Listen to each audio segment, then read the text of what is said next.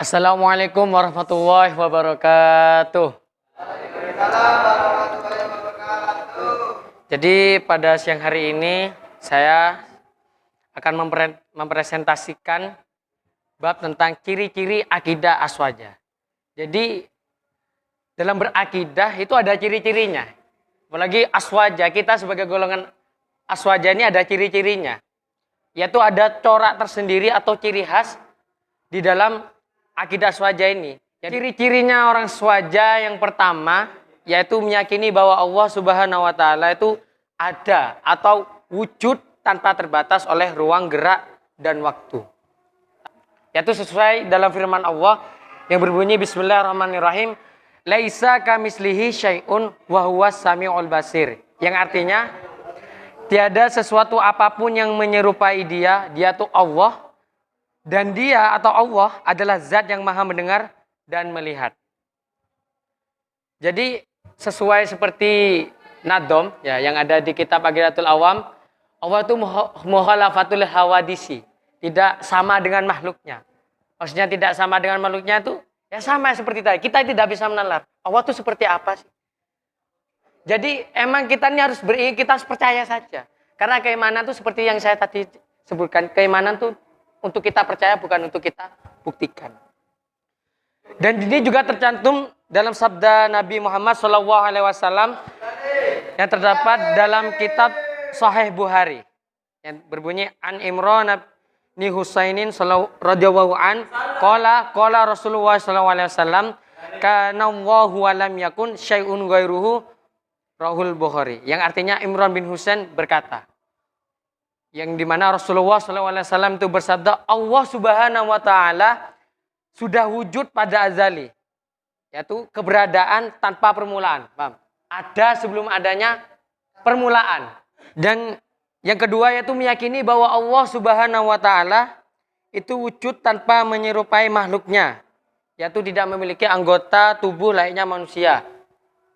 Maksudnya ini tidak memiliki anggota tubuh layaknya manusianya untuk semuanya. Tidak sama seperti makhluk. Dan dalam ayat lain Allah Subhanahu wa taala juga berfirman, "Walam yakun lahu kufuwan ahad." Yang artinya tidak ada sesuatu apapun yang setara dengannya. Jadi tidak ada sesuatu apapun yang menyandingi dengan Allah. Tidak ada yang sama dengan Allah. Tidak ada. Oleh karena itu setiap orang meyakini bahwa Allah Subhanahu wa taala memiliki sifat yang menyerupai makhluknya, maka dia termasuk orang yang murtad, yaitu orang yang keluar dari Islam. Sebagaimana yang dikatakan oleh Syekh Abdullah bin Husain bin Tahir Ba'alawi dalam kitab Sulam At-Tafiq, au nasaba lahu sifatan yajibu tanzifuhu anha ijma'an kal jismi. Yang artinya termasuk dari hal-hal yang menyebabkan murtad dengan keyakinan adalah menisbatkan pada Allah sifat yang semestinya tidak dimiliki oleh Allah itu sendiri. Ini menurut kesepakatan ulama. Seperti menisbatkan jismim kepada Allah. Itu salah satunya. Yang selanjutnya tidak mengkafirkan seorang pun dari ahli kiblat. Maksudnya ahli kiblat ini sesama saudara kita, sesama muslim. Kiblat kita sama, sesama kiblat. Kita orang muslim kiblatnya kemana? Ke Ka'bah kan. Maksudnya di sini ahli kiblat yaitu kita sesama saudara muslim. Kita tidak boleh sembarangan mengkafirkan sesama saudara kita, yaitu sesama muslim, hanya karena perkara hal-hal sepele. Wah, ini sholawatan. Dan menurut ulama-ulama lain gak ada. Wah, ini kafir nih, bid'ah nih. Ini gak boleh. Ini gak boleh seperti ini. Karena ini yang menyebabkan Islam ini gampang terpecah belah nih seperti ini. Ini yang menyebabkan Islam ini gampang terpecah belah nih seperti ini. Karena seenak sendiri memvonis seseorang sesama ahli kiblat, sesama saudara seagama itu memvonis kafir seenaknya sendiri. Ini yang membuat Islam itu pecah. Banyak sekarang aliran-aliran di luar. Saya gak mau nyebut merek saya.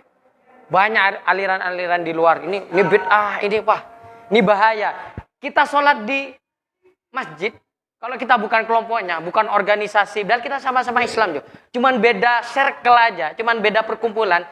Kita dianggap najis di sana. Sampai dipel. Itu saya pernah di sana. Vonis kafir atau menuduh orang berbuat syirik itu adalah hal yang mulai dari dahulu terjadi.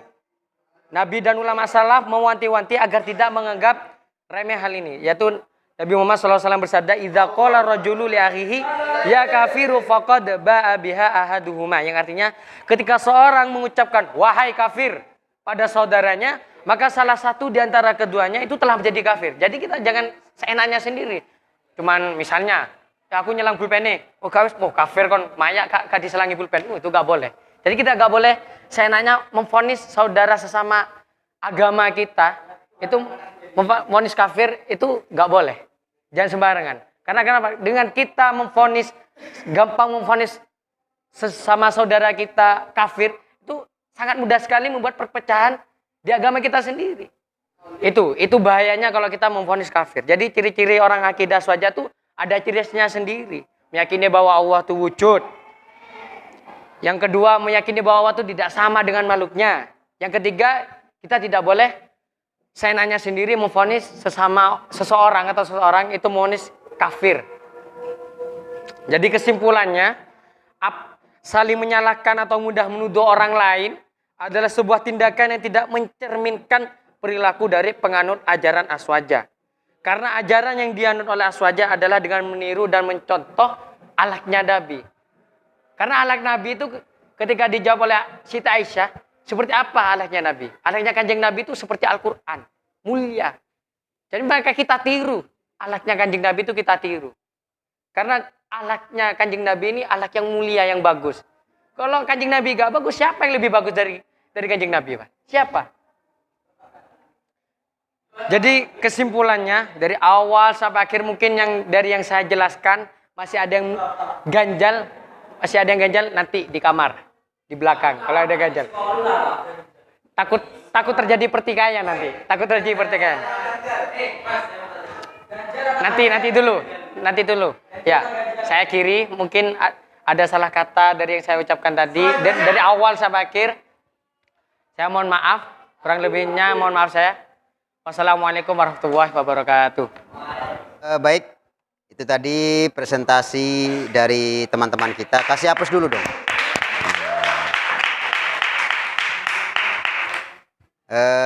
Untuk sesi tanya jawab, kita nanti bisa catat dulu ya. Dicatat siapa yang punya pertanyaan tentang tadi 2 bab tadi dicatat. Ya nanti aja dicatat.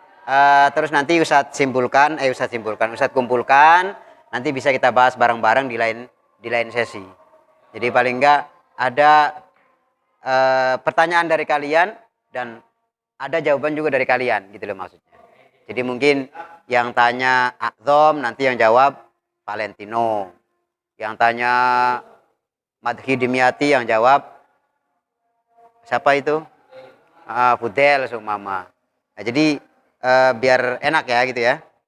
Baik, saya kira ini cukup karena waktunya sudah habis. Minggu depan kita coba menyimpulkan tadi tapi dengan praktek membuat PowerPoint. Insyaallah mudah-mudahan laptopnya cukup atau labnya bisa kita pakai.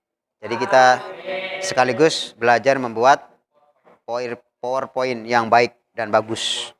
Gitu ya. Kurang lebihnya mohon maaf. Akhir kata ihdinas siratal mustaqim. Wassalamualaikum warahmatullahi wabarakatuh. Jam kedua pelajaran apa? Ustaz Nawawi ya.